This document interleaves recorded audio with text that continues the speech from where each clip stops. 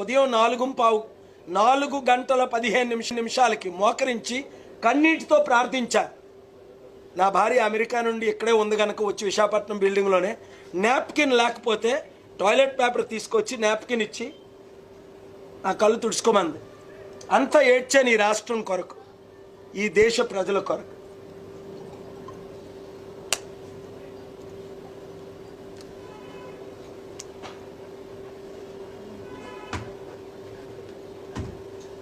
ఈ రాష్ట్ర నాయకులు లక్షల కోట్లు దోచుకున్నారు. నా కన్నీరు దేవుడు చూస్తున్నాడు. నేను రాజకీయాలకు వచ్చింది పదవి కొరకు కాదు, డబ్బు కొరకు కాదు. డబ్బు ఎక్కడ ఉందో తెలుసు.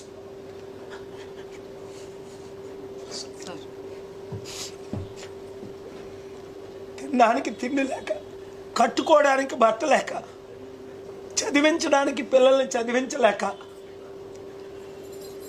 వాడడానికి మందులు లేక, ఉండడానికి ఇల్లు లేక,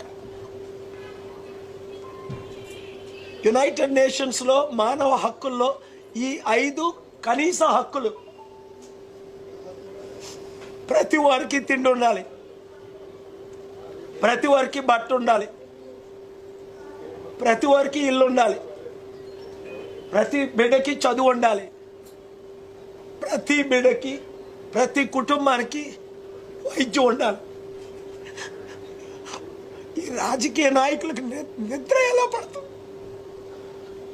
ఈరోజు ₹1,00,000 ఆస్తి ప్రపంచంలో నా సొంత పేరుని ఎక్కడా లేకుండా 3.5 లక్షల కోట్లు ఇప్పించానంటే, నా భార్యని ఇంటర్వ్యూ చేయమన్నాను. ఎవరైనా మార్చి 22న నా భార్య అమెరికా వెళ్ళిపోతుంది. ఎందుకు ఛానల్స్ ఇంటర్వ్యూ చేయట్లేదు ఆవిడ్ని?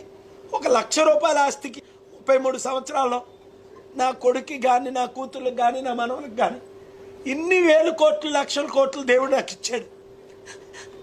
ఈరోజు నేను చనిపోతే నా భార్య పిల్లలకి దిక్కే లేదు.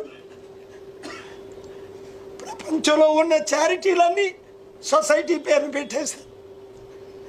₹1,00,000 ఆస్తి నా భార్యకి, నా పిల్లలకి, నా మనవలకి, నా తల్లిదండ్రులకి నేను ఇవ్వలేదు. నా హృదయ వేదన నా ప్రజలకు తెలియాలి.